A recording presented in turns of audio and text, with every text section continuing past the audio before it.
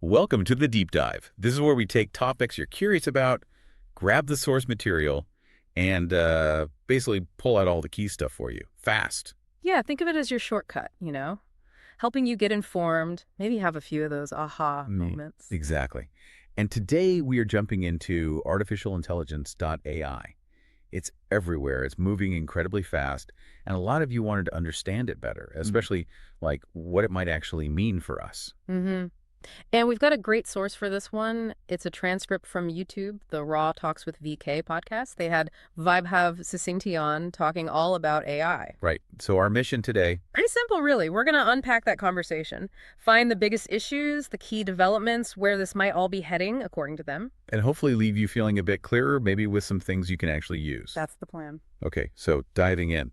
The source transcript kicks off with some pretty intense stuff around OpenAI. Yeah, that whole situation. There was that rumor about a former employee passing away, something about IP concerns. Right, and then the whole Sam Altman being ousted and then like almost immediately brought back.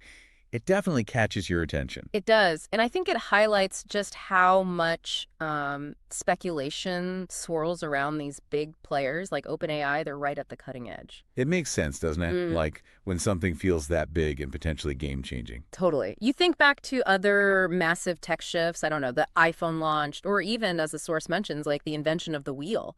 These things always generate buzz, stories, a bit of chaos sometimes. So the OpenAI drama kind of reflects the high stakes involved. Exactly. Huge pressure, massive potential impact. Things get intense. Okay. And the transcript also gets into the basics, like how these AI models are actually built. They mention training them on tons of internet data. Right. And this is fundamental. The expert in the source talks about feeding these models just enormous amounts of text, books, articles, basically the whole web through unsupervised learning. Unsupervised. So you don't explicitly teach it grammar rules or anything. No, exactly. It figures out the patterns itself, like how a kid learns language just by hearing it all around them. But because it learns from everything. That includes copyrighted material. That's the thing, yes. Yeah. Which is, a whole separate legal debate, but it's kind of inherent in how they built this tech, at least initially. Okay, that sets the scene. But then the conversation shifts. And this feels like the core of it now. Generative AI. Yes. This is the really big change, the thing that's exploded in the last, 2 years? So for anyone still catching up, what is generative AI? Okay, so simply put, it's AI that can create new stuff. Text, images, music, code, video.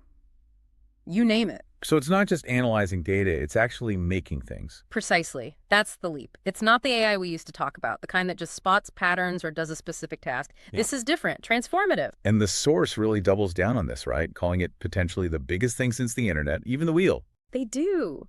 Strong words, I know. But look at ChatGPT. Look how far it's come in just a couple of years. The speed is just incredible. It does feel revolutionary when you put it like that. Like the internet opened up information, this opens up creation. Kind of, yeah. It democratizes content creation in a way, but that speed, that power, it also brings risks, real-world concerns. Yeah, the transcript definitely goes there. Some really quite disturbing examples. Mm-hmm. That story about the 14-year-old, it's tragic. Interacting with an AI chatbot, one based on a Game of Thrones character, apparently. And the details are just chilling. The bot suggesting they could meet after death, and then another bot appearing later with the same face. It's a really stark warning, isn't it, about the influence AI can have, especially on vulnerable people, developing these parasocial relationships. And it can be exploited. The source mentioned another case too, right? A bot telling a kid to do something harmful. Yeah, suggesting violence towards parents over, screen time rules. It shows the potential danger if these things aren't managed incredibly carefully. It's really unsettling. And it's not just emotional manipulation, is it? Yeah. The transcript talks about a very immediate threat. AI-powered scam. Oh, absolutely. This is something happening right now, and it's getting easier. The example they gave was terrifying. Like getting a video call.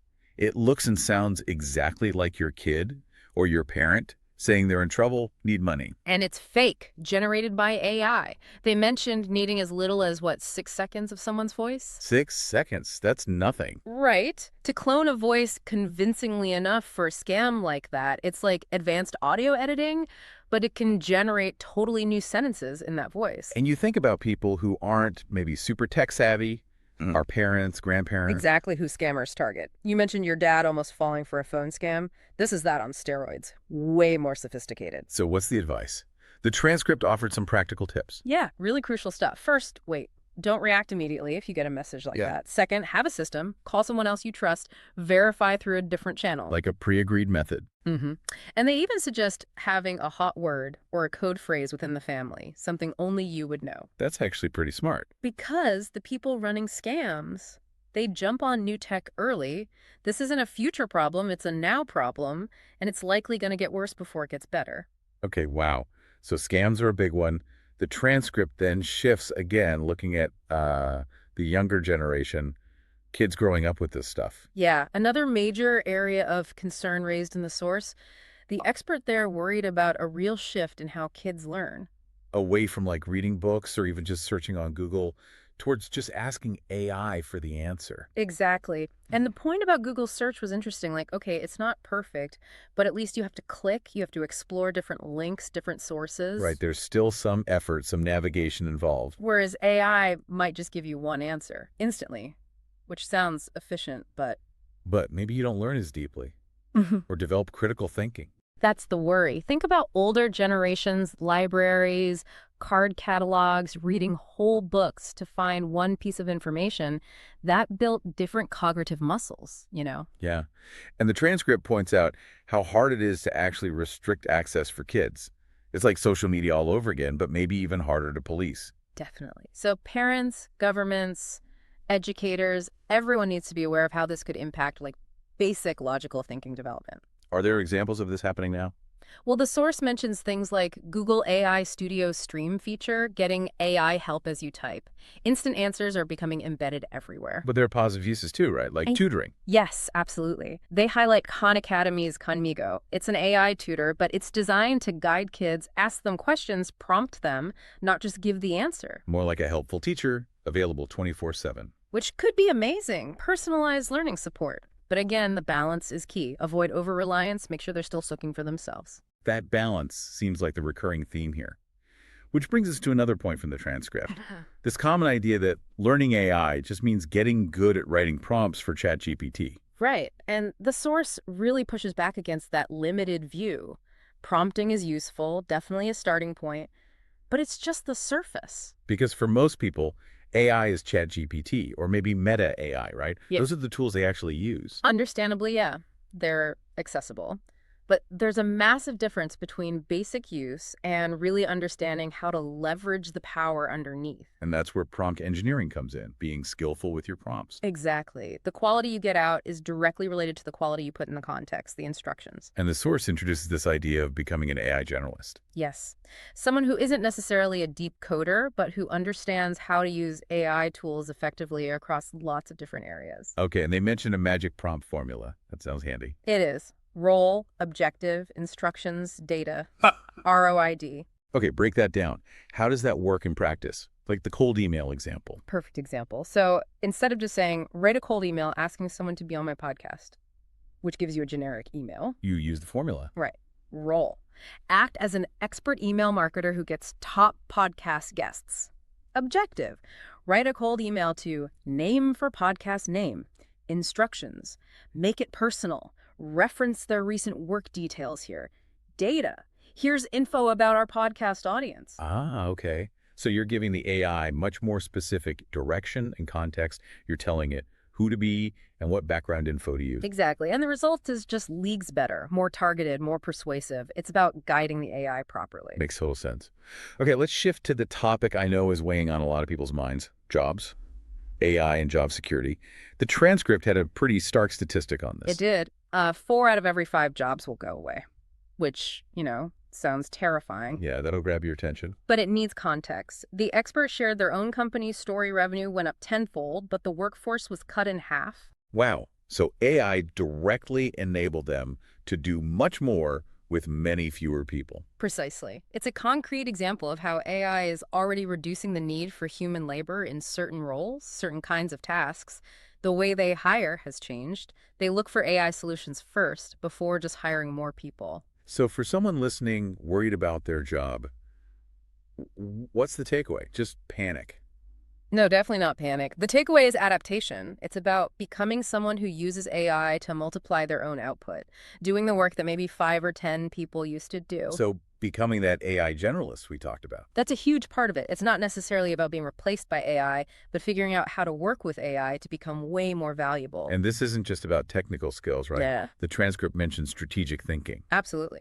If AI makes coding easier or writing basic reports easier, then the skills that become more valuable are things like selling, marketing, strategy, problem identification, figuring out how to apply the AI effectively. So don't just follow templates. Be original. Use AI to boost your unique skills. That's the advice. Be in that top 10%. The anecdote about the Fiverr CEO emailing staff saying, look, all our jobs are at risk, mine included. We have to use AI to work smarter on the hard problems. That really hits home. It really does. And the idea that easy jobs are gone, hard jobs get easier, and impossible jobs become hard, that's where the focus needs to be. Yeah.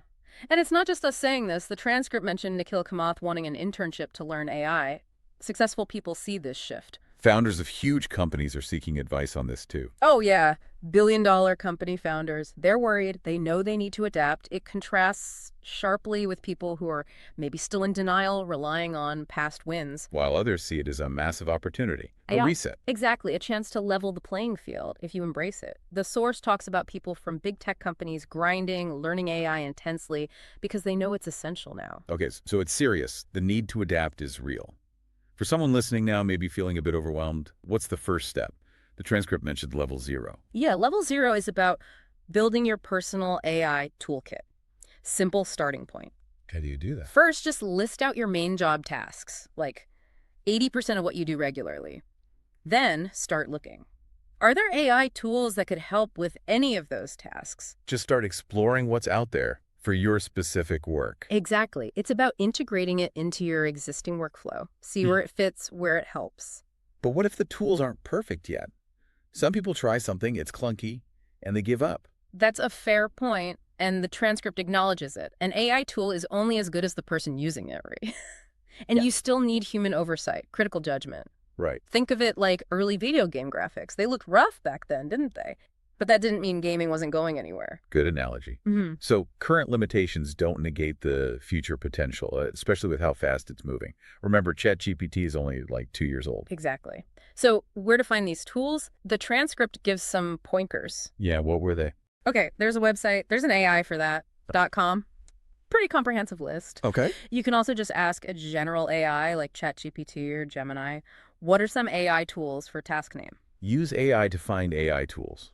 Makes sense. And also check out Product Hunt. It's a site where new tech products launch. Lots of AI stuff pops up there. So plenty places to look. The advice isn't to learn hundreds of tools, though, right? No, definitely not. Find a few key ones relevant to you and master those first. Don't get overwhelmed. And they had a tip about judging if a tool might stick around. Yeah, a practical point. Look at the team behind it, how long they've been around, if they got funding. It gives you a clue about whether it's likely to be supported long term. But for level 0, just start experimenting. Okay, so wrapping this up then. AI, huge, powerful, moving incredibly fast, lots of potential, both good and definitely bad if we're not careful. Scams, job shifts, impact on learning. It touches everything. And the key message seems to be, don't ignore it, be proactive, learn, adapt. Yeah, move beyond just basic prompting. Get a deeper understanding of what this technology really is and what it can do. Absolutely. Develop that AI literacy. So here's a final thought for you listening right now. Just think about one task, one thing you do regularly, at work or even at home. Could AI help with that? Go find one tool, just one, and try it out. That's your first step. Build that level 0 toolkit. Yeah, don't wait. It's about empowering yourself for what's coming and what's already here.